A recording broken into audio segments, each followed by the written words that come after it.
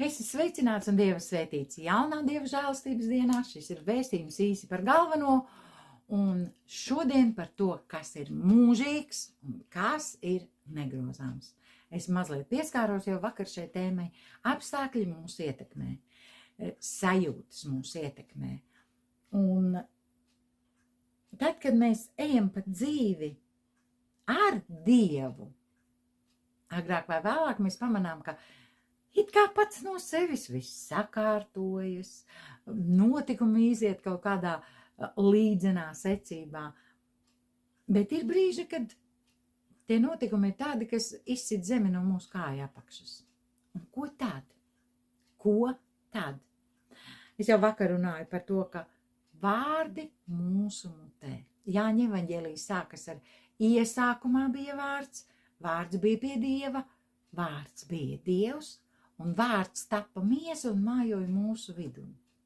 Tas viss ir par Jēzu, tas viss ir par vārdu, tas viss ir par to, cik būtiski ir pareizi noreaģēt situācijās, kad zeme zūd zem mūsu kājām. Un ir lieta, kas nezūd, kas nemainās, un kā Dievs ir teicis, ka viņa vārds neatgriežas pie viņa tukšā, bet izdara to, kādēļ tas ir sūtīts.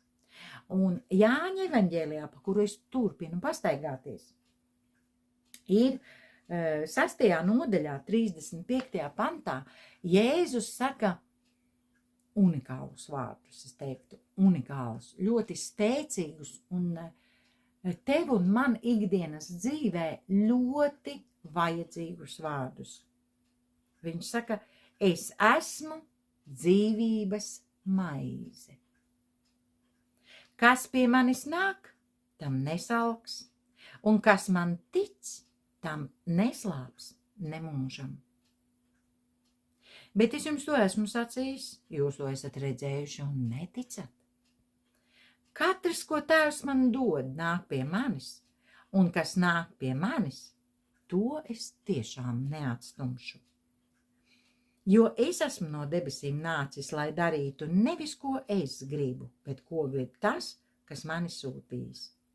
Bet tā ir mana sūtītāja griba, lai no visa, ko viņš man devis, es nenieka nezaudētu, bet celtu to augšā pastarā dienā. Jo tāda ir mana Tēva griba, lai ikvienam, kas skata dēlu un viņam tic, būtu mūžīgā dzīvība, un es viņu celtu augšā pastarā dienā. Tas ir tikai fragments no tā, ko Jēzus runā, maz fragments no tā, ko Jēzus runā Jāņa evaņģēlijā, par to, kas viņš ir. Viņš ir ceļš, viņš ir patiesība, viņš ir dzīvība un viņš ir maize. Ko tu saproti ar vārdu maize? Man vienmēr pie vārda maize prātā nāk, es iztēlojos lauku mājās ceptu rupjmaizes kukuli, riku no tā. Un tā vienmēr ir bijusi dzīvībai svarīga lieta. Fiziskai dzīvībai. Garīgai dzīvībai mums ir Jēzus. Un garīgai dzīvībai viņš ir būtiski svarīga lieta. Es zinu, ka tu to visu zini. Es tikai tev to atgādinu. Un tad es šorīt lasīju Jura Rubeņa slavenu rakstu, cik no slavenu vispār bija to ieteikuši vairāk mācītāji, un diezgan līdz galam, godīgi sakot, es viņu neizlasīju, sapratu, ka tā ir uzruna pasaulē vairāk nekā kristiešiem, bet viņš tur pateica, viņš tur ir ierakstījis vienu teikumu, vispār tas ir fragments no teikuma, kas man iekrita acīs, un šis teikums ir: valoda bieži domā mūsu vietā. Tālūk. Tas, ko mēs runājam, var radīt domstarpības, ja cilvēks nesaprot, ko mēs esam pateikuši. Bet es druscīt par kaut ko citu. Dieva vārds ir mūžīgs un negrozāms. Lai kāda būtu situācija, Dieva vārds spēj to izmainīt. Lai cik tā būtu kritiska, Dieva vārds un tevis pateikts Dieva vārds izmainīs visu tavā dzīvē. Un tava valoda liks citiem domāt par tevi pareizas lietas. Jā, gribas tevi pažēlot. Jā, gribas visiem pateikt, cik ļoti man sāp un cik man ir grūti. Bet, ja godīgi, viņus tas interesē. Es zinu kādu, kur tas interesē, un tas ir Jēzus. Viņš mīra un augšām cēlās, lai tu būtu vesels, lai tu būtu dziedināts, lai viņš varētu paņemt uz sevi tavas nastas un tavas rūpes. Viņš ir vajadzīgs mums visiem, ikvienam, līdzās un vienmēr. Un Dieva vārds, kā Bībele saka, vakar, šodien un mūžīgi ir tas pats.